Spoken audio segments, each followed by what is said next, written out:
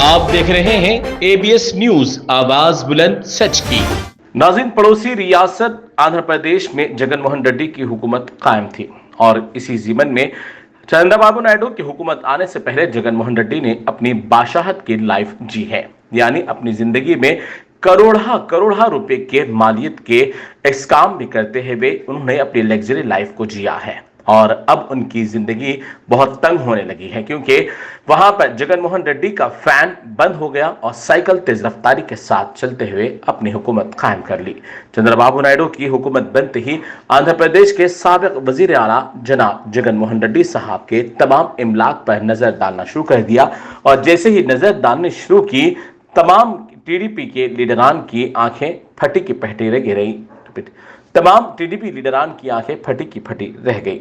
चलिए आपको भी कुछ मनाजिर इसके कराते चले जाएं कि चंद्रबाबू नायडू की हुकूमत ने इल्जाम आयद किया है कि बेवजह और गैर कानूनी तरीके से करोड़ा रुपए का महल जगन मोहन रेड्डी ने तामीर करवाया है। विशाखापट्टनम में आंध्र प्रदेश के साबिक chief minister Y Jagan Mohan Reddy की पुरतैश महल के दरवाजे इतवार को आम लोगों के लिए खोल दिए गए हैं। जगन मोहन रेड्डी के दौरे हुकूमत में 7 लग्जरी रिहायशी और दफ्तरी इमारतें कुल 452 करोड़ रुपए से तामीर की गई हैं।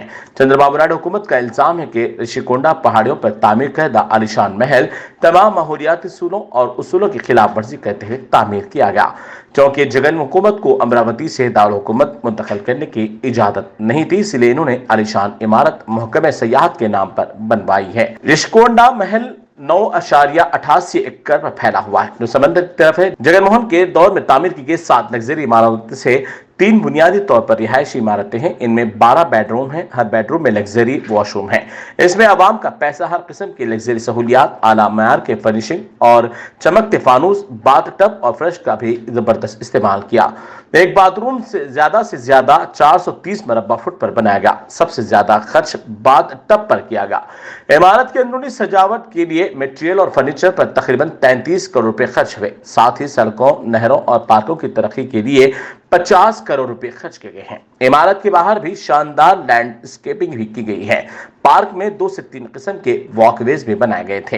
रिपोर्ट के मुताबिक मरकजी हुकूमत ने 2021 में Andhra Pradesh tourism development corporation के जरिए ऋषिकोंडा पहाड़ियों पर तैयार किए जाने वाले सयाहती प्रोजेक्ट के लिए CRZ यानी साहली रेगुलेटरी जोन की मंजूरी दी थी।